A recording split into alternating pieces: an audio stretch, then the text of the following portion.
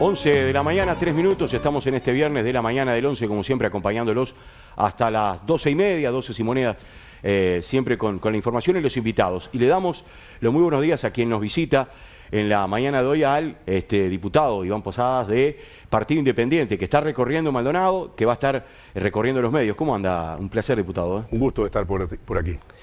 Le preguntaba, antes de la nota, le digo, ¿usted estaba de acuerdo en el momento que surge y aparece los 400 y pico de artículos de la LUC?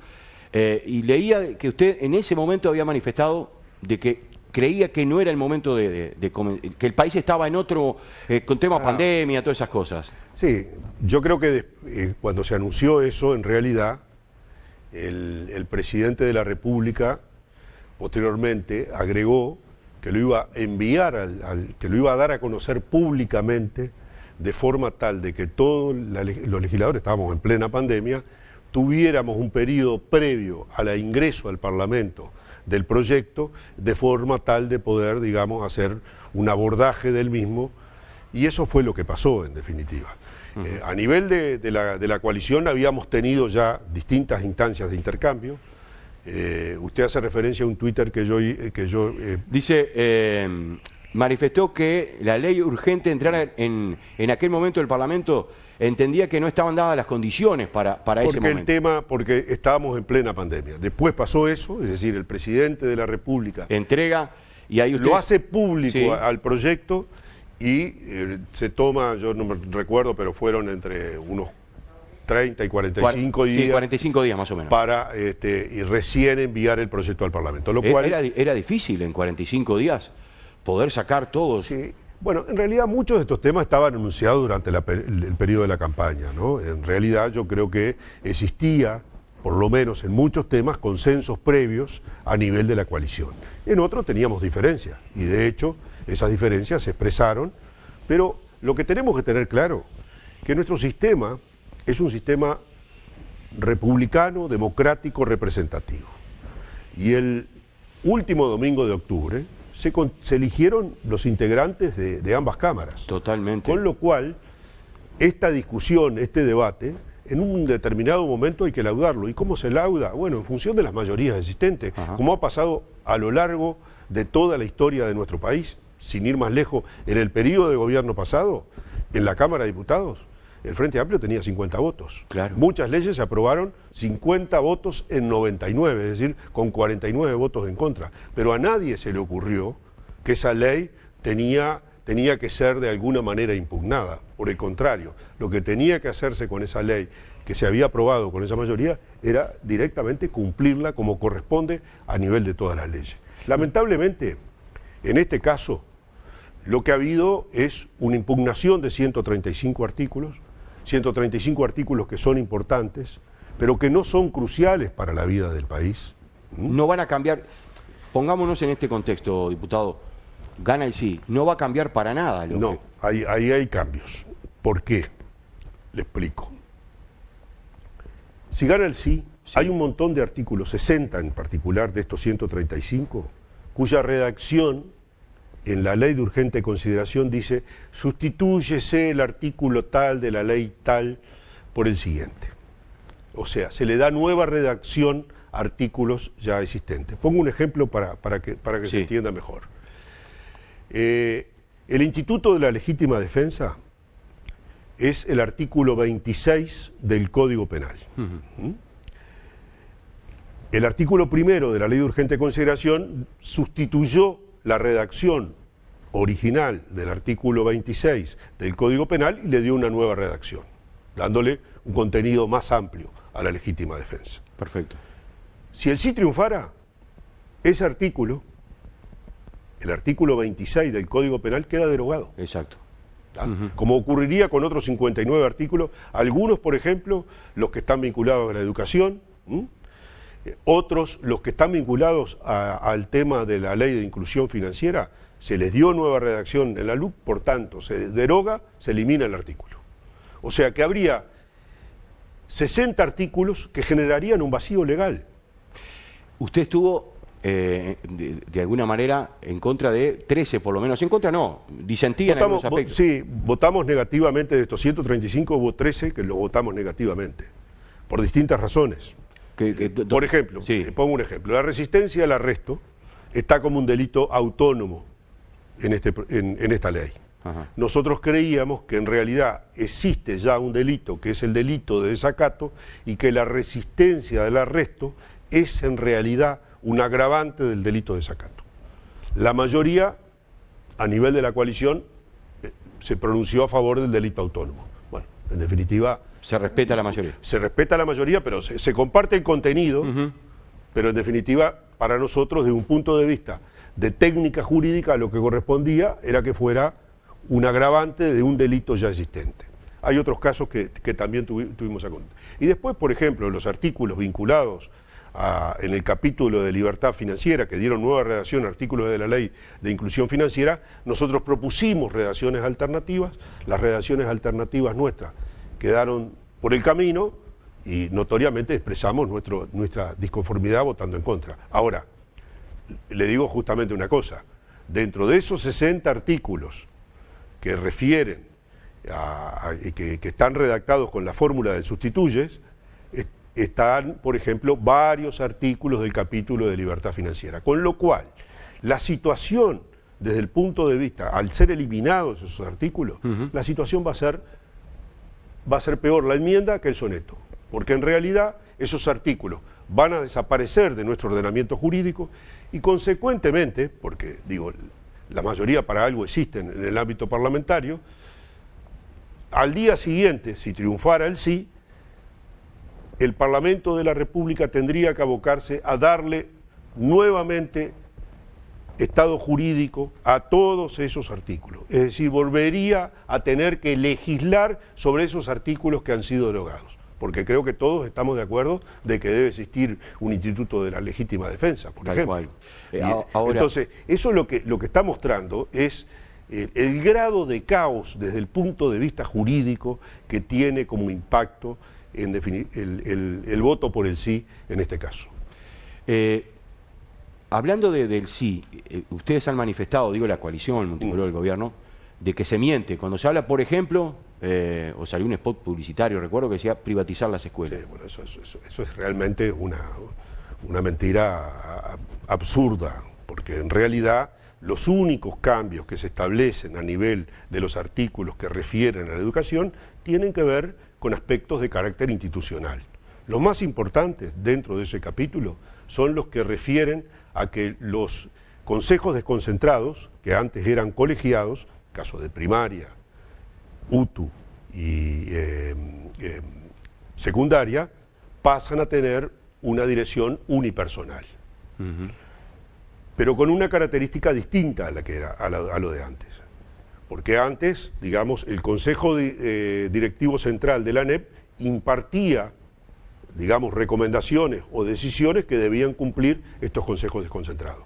Ahora, estos directores unipersonales de primaria, el director de primaria, el director de secundaria, el director de la educación técnico profesional, integran el CODICEN, o sea, integran la dirección de la educación. Por lo tanto, son parte en la toma de decisiones, con voz y voto, en la toma de decisiones por parte del Consejo Directivo Central. ¿No se deja relegado a los maestros, a los profesores, como se dice? No. ¿No se deja? Relegado, que antes... No, en absoluto. El sistema de consulta y de asesoramiento clave es el tema de las asambleas técnicos docentes. Es allí que se tienen que expresar los docentes. No, los sindicatos no representan a los docentes en su globalidad. En general, claro. Representan la postura corporativa, la postura desde el punto de vista de las reivindicaciones, desde un punto de vista de la relación como colectivo. Pero lo que se expresa desde el punto de vista de lo que debe mejorar la docencia y sobre todo la educación, se expresa a través de las asambleas técnico-docentes, que es un organismo de consulta permanente y que existe, por cierto, desde hace muchísimos años. Se lo he consultado a otros actores políticos que han estado acá en esta semana que yo estoy suplantando a Marcelo Pullares, que es el conductor habitual. Y se lo pregunto por lo que uno conversa con el vecino, con el amigo. ¿La gente sabe los 135 artículos? Por eso, al final de cuentas, el 27 de marzo lo que vamos a estar expresando los uruguayos es respecto a la gestión de gobierno. Porque al fin de cuentas es eso. O sea, en 2 años como que se pone a prueba el gobierno. Exactamente. Y yo creo que ahí hay alguna referencia que me parece es necesario traer a colación. El 15 de julio del 2020, una semana después de haber sido aprobada la ley de urgente consideración en el Parlamento, el sindicato de ANCAP fue el que dio el puntapié inicial para promover este referéndum. Por supuesto, allí no se sabía qué artículos iban a impugnar, no había, lo que había era una decisión de promover un referéndum contra la ley de urgente consideración. Esa era la decisión. Emitieron un comunicado donde dan cuenta de los fundamentos de por qué hay que promover este referéndum. Y allí dicen, textual, cosas tales como este referéndum es un mecanismo para la acumulación de fuerzas. Y agregan, es un instrumento para generar una confrontación ideológica con el gobierno.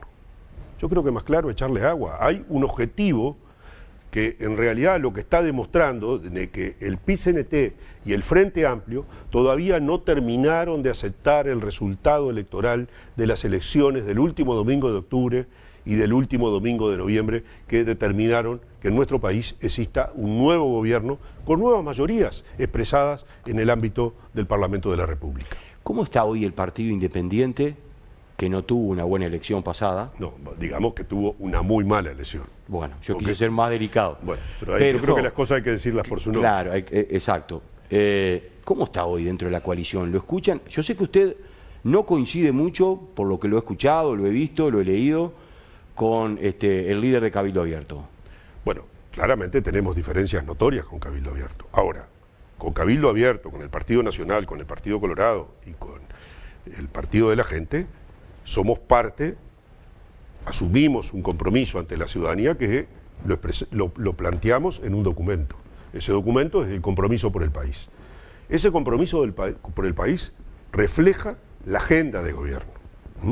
Básicamente es a lo que en definitiva la coalición de gobierno en su apoyo a la calle Pou se comprometió ante la ciudadanía. Sobre eso no tenemos diferencias, tenemos acuerdos.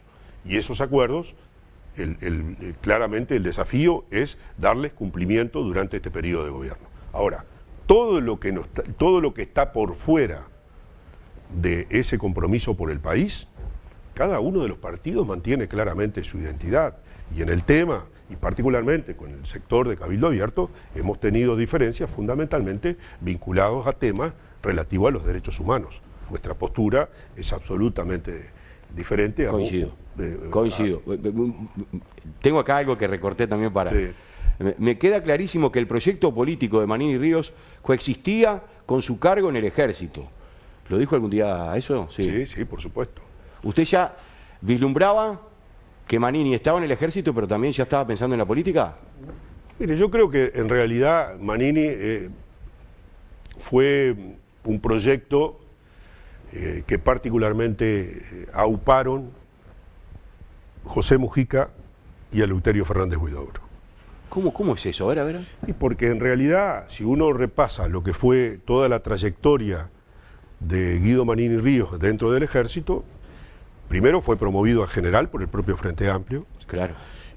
Tuvo cargos en el exterior realmente muy preciados, como el delegado, digamos, de la parte del ejército en la Embajada de Estados Unidos, que es un tema fundamental para las Fuerzas Armadas, porque eso permite el relacionamiento de las Fuerzas Armadas uruguayas con los americanos. El agregado militar fue.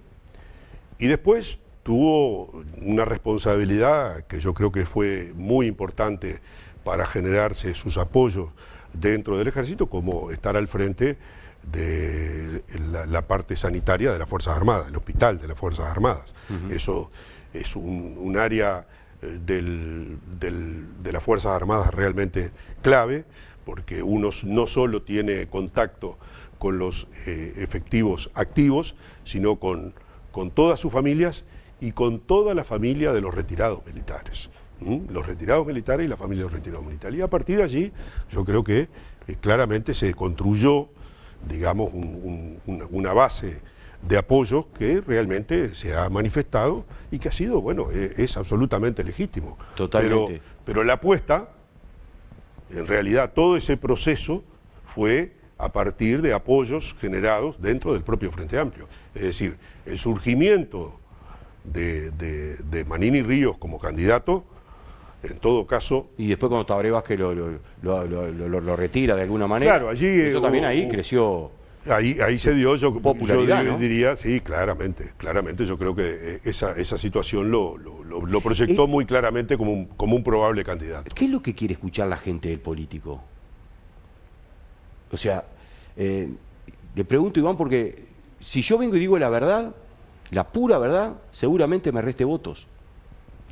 Bueno, nosotros hemos ensayado en la política y creo que es lo que se nos respeta como trayectoria del Partido Independiente, que hemos actuado siempre sin importarnos los costos políticos, equivocándonos como se equivocan toda persona humana, pero siendo realmente coherente con lo que sentimos.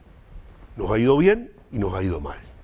Creo que cuando nos va mal es porque nos equivocamos nosotros, claro. No se equivoca la gente. Y uno tiene que tratar de hacer la autocrítica a ese respecto. Pero me parece que ciertamente en política uno tiene que hacer lo que realmente siente y transmitirle a la gente lo que piensa y defender lo que es su verdad. Mire, yo voy, al término de este periodo voy a cumplir 30 años de actividad a nivel del Parlamento. Debe ser uno de los más veteranos, ¿no? Hoy por hoy en la Cámara de Diputados soy el decano. En el podio andan ahí, sí. Hubo una vez que yo siempre la recuerdo, voté solo, era el único representante del Partido Independiente, y voté solo un proyecto de ley que fue votado por blancos, colorados y frente amplistas. Lo voté porque directamente les dije lo que iba a pasar. Era cuando se realizó el cambio del índice medio de salarios, que pasó de calcularse en forma bruta, de calcularse en forma nominal a calcularse en forma neta. En el momento que se hizo eso, con las barras llenas, se votó a mano alzada, como corresponde, ese artículo. Yo lo dije entonces, y eso fue lo que efectivamente pasó, que eso iba a tener un impacto negativo en el aumento de las jubilaciones, como efectivamente lo tuvo, porque era un momento muy especial donde el comportamiento del índice medio de salario estaba por debajo del nivel de la inflación. Estábamos hablando, el momento que se votó fue con posterioridad a la crisis del año 2002. Efectivamente pasó lo que nosotros vaticinamos que iba a pasar. Posteriormente asumió como presidente de la República el doctor Tabaré Vázquez y lo que determinó fue un aumento especial por esa diferencia de lo que se había perdido. Pero la realidad a veces muestra que un solo partido o una sola voz tiene que mantenerse en función de sus convicciones y en función a veces de los fundamentos que en definitiva determinan, que en este caso era digamos un hecho hasta científico desde el punto de vista los números. de entender los números, de lo que iba a pasar. Sin embargo, ese artículo salió 98-1. Yo lo respeto principalmente, muchísimo, políticamente le hablo, por lo que usted está o ha marcado a lo largo de este tiempo como político, porque a pesar de ir, por ejemplo, hablando de la LUC, nosotros estuvimos en contra de 13 artículos, no nos conformaba de estos 135. La gran mayoría viene y te dice, no, nosotros simplemente lo conversamos, por ahí teníamos que cambiar algún punto de alguna coma. No, usted me dijo lo que realmente uno quiere escuchar del actor político. Si estaba en desacuerdo de 135 artículos en 13 puntos, está bueno que lo diga. Claro, bueno, es parte de los claro, hechos. Pero hay actores políticos que dicen, no, estamos de acuerdo en todos los artículos. No puedes estar de acuerdo. Lo que sí estamos de acuerdo, que esa decisión es una decisión que le corresponde soberanamente al Parlamento de la República. Claro. Porque para eso resultamos elegidos. ¿Cambia el Parlamento ahora en el voto y ya no levantan más la mano, como usted dijo? ¿Va a ser electrónico o no? Eso es una vieja discusión que hay en el ámbito parlamentario. Como los americanos, vio que en Estados Unidos es... Yo recuerdo que debe haber debe haber habido no menos de 2 o 3 intentos de pasar a ser el voto electrónico. Yo sí, a ver, desde el punto de vista del trabajo parlamentario, el voto a mano alzada es un voto transparente. Lo que no queda registro, y eso Claro, es el único... de que usted levantó la mano.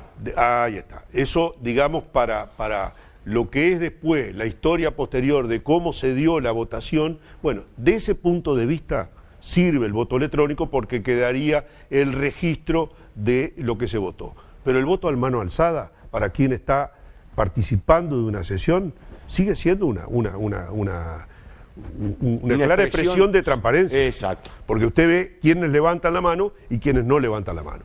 Que se complemente con el voto electrónico, ojalá que podamos lograr ahora en la presidencia de Ope Pasquet un avance en ese sentido, pero venimos fracasando con total éxito. Porque además, a ver si yo por desconocimiento, no le pregunto, además se vota y de repente se vuelve a levantar para votar otra cosa, entonces ahí es cuando se podría armar el lío por el voto electrónico, ¿no? No, básicamente lo que aportaría el voto electrónico es la historia de lo que Sí. votó en cada uno de los artículos.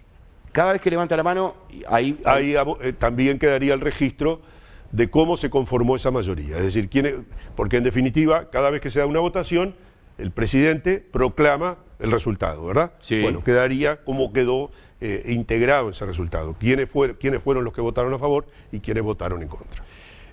su líder, hoy ministro de Trabajo, como es Pablo Mieres, ¿qué ha visto en todo este tema, en todos estos 2 años de pandemia, donde seguro, gente sin trabajo, ¿cómo la ha llevado desde su punto de vista como compañero? Bueno, yo creo que, me corresponden las generales de la ley, obviamente, pero para mí Pablo está haciendo una excelente gestión.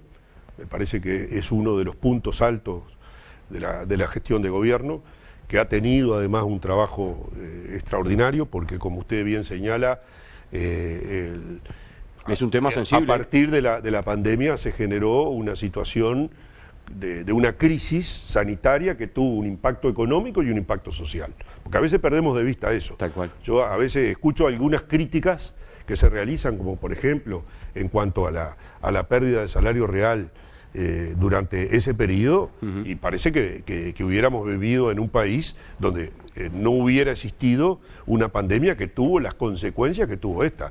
Vaya si la gente de Maldonado lo tiene bien presente, Sí, tal porque la actividad turística y todas las actividades conexas con esta han destrozado. pasó de la noche a la mañana. Sí. De tener un determinado nivel de ingreso. Te acostaste con una cosa y te levantaste con otra realidad. A 0 ingreso. Exacto. Es decir, esa es la realidad de mucha gente que vio cerradas las puertas de su...